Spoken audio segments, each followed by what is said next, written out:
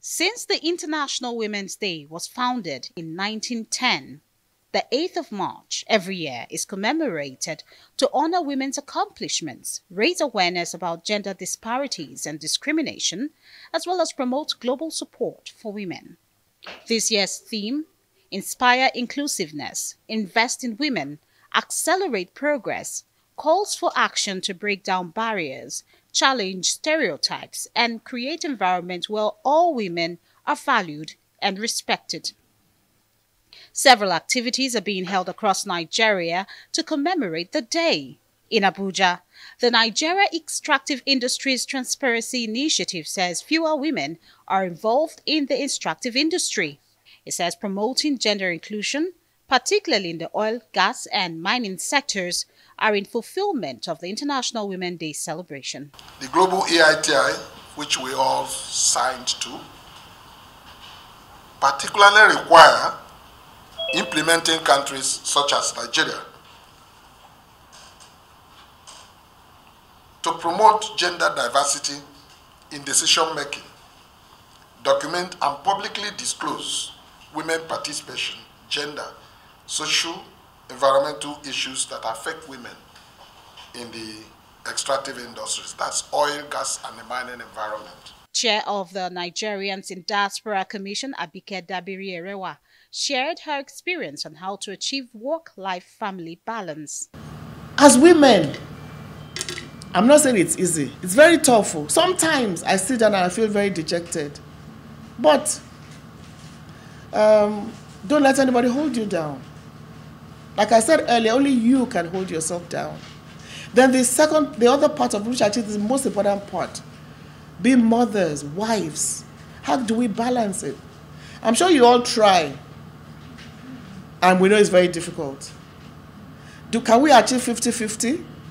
No, not all the time, but we strive. So we need to pay a lot of attention to family. Still in Abuja, Action Aid Nigeria expresses concern about the impact of the economic challenges currently facing the country on women and children.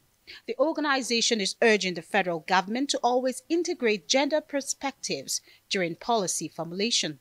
Action Aid Nigeria urges the government to take immediate, decisive action. We call upon government to implement gender-sensitive policies, integrate gender perspective into policy formulation to address the unique challenges faced by women, men, and children, ensuring equitable access to resources and opportunities. To celebrate this day, I'm not happy because I don't have money. I'm looking for money to start my business.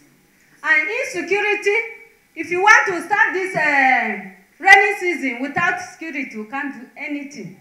For the one where we are seeing now, we never see anything. No. And beyond the Federal Capital Territory, women in Ekiti State are being advised to rise above discrimination and play a pivotal role in socio-economic development of their respective states. The advice was handed down at a program organized to mark the 2024 International Women's Day. We know whatever it is that you give to women, what they do is, they don't only double it, they multiply it. And even if you give a woman a seed, it gives you a better product. So we know that women are so endowed, they are so blessed. And that's why they are one of our focus. We know that whatever it is that you give them, it is well, it is in a safe hands. And now to Abia State. Women there applauded both the federal and state governments for appointing them to relevant political and appointive positions. They, however, appealed for more appointments for women.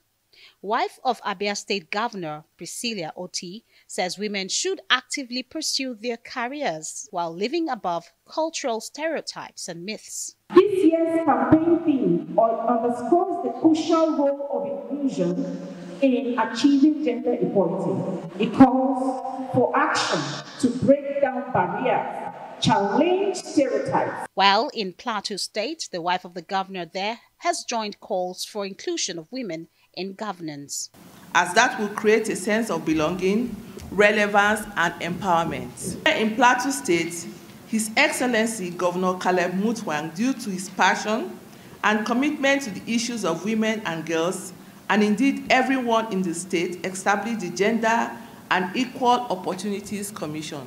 His Excellency desires that all the issues that affect women, girls, and the protection of the rights of the people should be looked into so they can have access to as much opportunities as their male counterparts.